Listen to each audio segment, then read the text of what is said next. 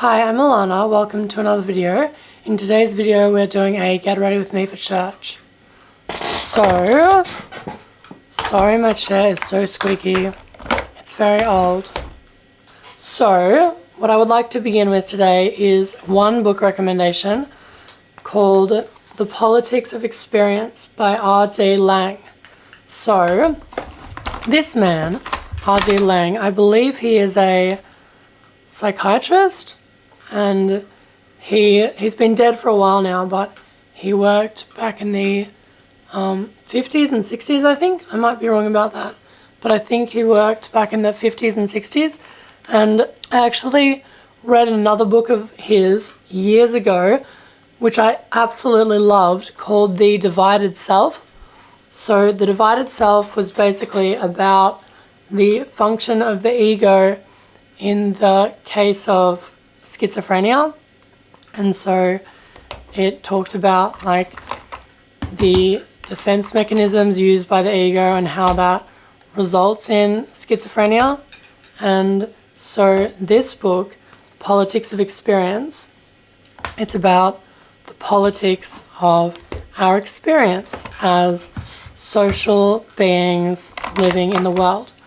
And so basically he talks about how, like, I have my experience. Say we are in a relationship, then I have my experience of you and you have your experience of me, but I cannot know your experience of me just as you cannot know my experience of you.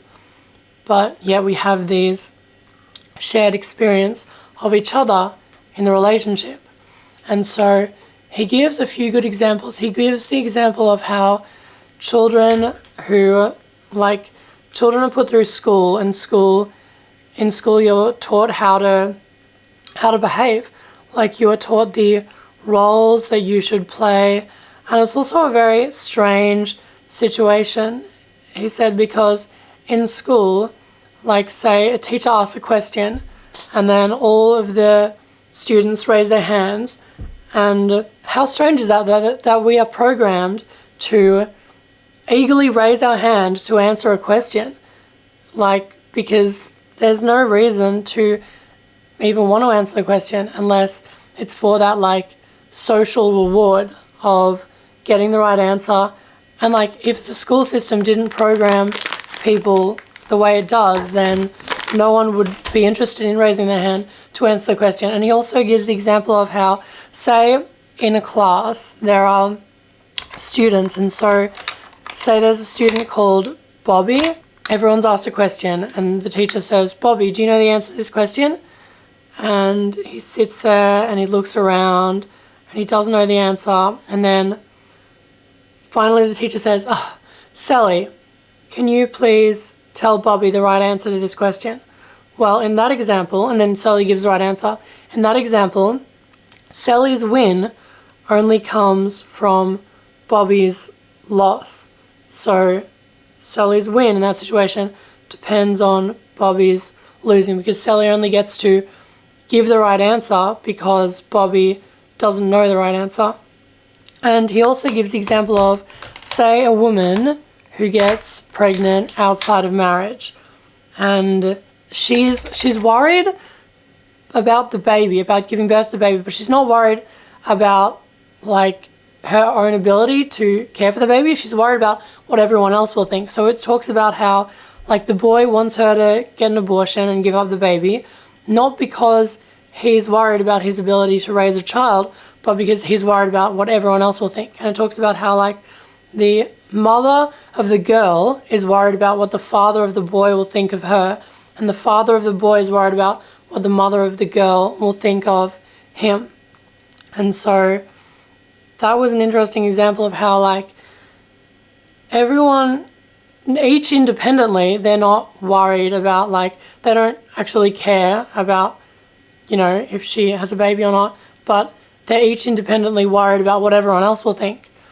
And so that was another good example he gives. He also talks about like, us and them. And so he gives the example of, say I'm a Klu Klux Klan member, and then so if I'm a Klu Klux Klan member, then I hate black people. But I also depend on black people to be black people so that I can be a Klu Klux Klan member, you know? Because like if being a Klu Klux Klan member is part of my identity, then I need black people so that I can be a Klu Klux Klan member, because inherently I can't be a Klu Klux Klan member without black people. So that is The Politics of Experience by R D Laing. And then I also wanted to talk about some episodes of the Shawn Ryan show that I've been listening to. So the Shawn Ryan show, it's a new podcast that I just started listening to. It's another white man with a podcast, and he interviews a lot of like Marines, people who were Marines. I think he was an ex-Marine. But lately, I've been listening to episodes where he interviews people who worked for the government as like psychics. So I listened to one interview with a man called Joe McMonigal, and he was a psychic and remote viewer for the government. And so remote viewing is basically where you like use your psychic powers to view a situation. You can view other places in time or other times, you could travel through time. And so his interview was absolutely riveting. These interviews, they have like 5 million views, some of them, or like 3 million, millions of views. And then last night I listened to one with a man called Dr. Stephen Greer, and he also worked with like psychics and like UFOs and UAPs. Like he worked in secret government departments, and so he talked about like his experiences. He talked about trans-dimensional physics, and so that's like basically he explained that extraterrestrials, so they're like aliens, like UAPs, unidentified anomalous phenomena, I think is what that stands for. It's what we're calling UFOs these days. So UAPs and UFOs, they're extraterrestrials, because like extraterrestrial, like different extra terrain, so they're from a different terrain. Whereas ghosts, for instance, they are interdimensional. So think of that like interdimensional, like interpersonal, interdimensional. So they're from different dimensions that are here, but in different dimensions. And so I found that absolutely fascinating. And he talked about how like he has witnessed some unidentified anomalous phenomena, and how they, like I've seen UFOs, and how I distinguish whether something is UFO as opposed to a plane is because planes just fly from one direction to the other direction, whereas UFOs, they fly all like up and down and from side to side, and like that's what I mean by trans-dimensional physics, because the physics of these objects are different to our known physics. And so I found that really fascinating. He talked about like all kinds of experiences. He's known people who have encountered extraterrestrials and like their ships, and like he basically tried to explain the physics of how these things operate, and like it's absolutely fascinating. So I really loved that episode with Dr. Stephen Greer, and also the one with Joe McMonigal.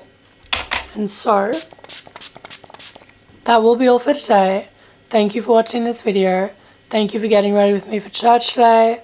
You're beautiful. You're perfect. I love you. God bless you. If you're new, don't forget to like and subscribe to my channel.